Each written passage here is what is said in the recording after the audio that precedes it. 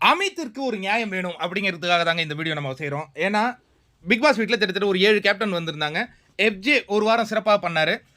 அதை தவிர்த்து அமித் ரொம்ப சூப்பராக பண்ணியிருந்தாருங்க. ஆக்சுவலாக என்னென்னா, அமித் எதிர்பார்த்தது இந்த எபிசோடில் வந்து உட்காரும் பொழுது நமக்கான ரெகக்னேஷன் கேப்டனாக கிடைக்கும் அப்படின்னு தான் நினைச்சாரு. ஆனால் விஜய் சேதுபதி அவருடைய எந்தவித பாசிட்டிவையும் அவருக்கு சொல்லலை. அதனால் மனம் உடைந்து போய் தனது குழந்தைகிட்ட அவர் பேசிக்கிட்டு இருந்த அந்த காட்சிகளுடன் எபிசோட் முடிந்தது. நிறைய பேருக்கு வழியில் மனது ரணமாச்சு. ஏன்னா உண்மையாலே ஹார்ட் ஒர்க் போட்டவங்களுக்கு பலன் கண்டிப்பாக வேண்டுமானா வேண்டும். என்ன அமித் வந்து ரொம்ப அழகாக அந்த பிரச்சனைகள்லாம் கையாண்டார். அதை ஒரு அப்ரிசியேஷன் பண்ணவே இல்லை விஜய் சேதுபதி அப்படிங்கிற அந்த குறை இருக்குது. விஜய் சேதுபதி என்ன சொன்னார், நீங்கள் வந்து அவங்களுக்கு ஒரு தண்டனை கொடுத்தீங்க, அதை அவங்க செய்யலைன்னா அந்த தண்டனையை உடனே நிறுத்திட்டு வேறு அடுத்த கட்டத்துக்கு நீங்கள் போயிருக்கணும். ஆனால் அமித் முன்னாடியே அந்த கோரிக்கையெல்லாம் வச்சார். இவங்க வந்து இதை பண்ணணும், அதை பண்ணணும். அப்போ அவருடைய நோக்கம் என்னவாக இருந்தது, அவங்கள அந்த ஒரு விஷயத்தை நம்ம செய்ய வைக்கணும் அப்படிங்கிற ஒரு அற்புதமான நிகழ்வு பண்ணியிருந்தார்.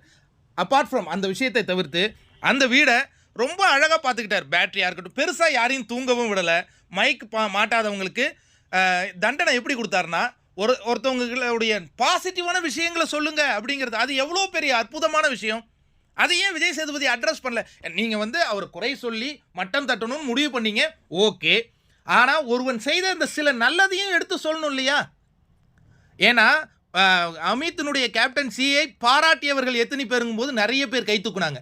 அப்போ நிறைய பேர் கை தூக்குனுக்காங்க அப்படின்னா சிறப்பான ஒரு செயல் செய்யப்பட்டு இருக்கின்றது அப்படிங்கிறது ஒரு விஷயம் இல்லையா? நான் என்ன சொல்கிறேன்னா, நீங்கள் ஒருத்தனுடைய குறையை சொல்கிறதிங்க, அதை இவங்கெல்லாம் ரோஸ்ட் பண்ணிட்டாங்கன்னு சில பேர் புலகாயுதம் அடைகிறது மட்டும் இந்த ஷோ கிடையாது. ஒருவர் செய்த நல்ல விஷயங்களை அடிகோட்டு காளுங்கள். அந்த கடைசியாக அந்த அமித்துக்கு இப்போ இந்த விஷயத்தில் நீங்கள் ஹேண்டில் பண்ணதில் எனக்கு சின்ன வருத்தம் இருந்தது. பட் அதை தவிர்த்து இந்தந்த விஷயங்களும் நீங்கள் ரொம்ப சிறப்பாக பண்ணியிருந்தீங்களே அமித் அப்படிங்கும் பொழுது அவர் அந்த மனமுடையாத ஒரு சூழலுக்கு இருந்திருப்பார் இல்லையா? அதை நான் சொல்கிறேன். என்னை பொறுத்த வரைக்கும் மிக சிறப்பாக செயல்பட்ட கேப்டனில் அமித் ஒருவர் அப்படிங்கிறத கண்டிப்பாக மறுக்கவும் முடியாது, மறைக்கவும் முடியாது. இன்னொன்று, இந்த எபிசோடு, இந்த சாட்டர்டே எபிசோடா, அது வந்து மக்களின் கருத்தை அங்கே ரிஃப்ளெக்ட் பண்ணணும். அங்கே ரிஃப்ளெக்ட் பண்ணுறது தான் மக்களுக்கு பிடிக்கும்.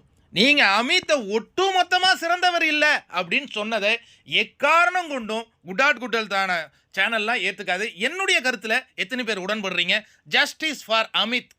கண்டிப்பாக அவருக்கான கேப்டன்சி அவ்வளோ சிறப்பாக பண்ணாருங்க. அதுக்கான ஒரு சின்ன அங்கீகாரம் கிடைச்சிருக்கலாம் அப்படிங்கிறது என்னுடைய கேள்வியாக இருந்தது. இன்னொன்று, அவரால் முடிஞ்ச வரைக்கும் அவர் வேலை வாங்கினார். வேலை வாங்கியதும் பேசப்படவில்லை.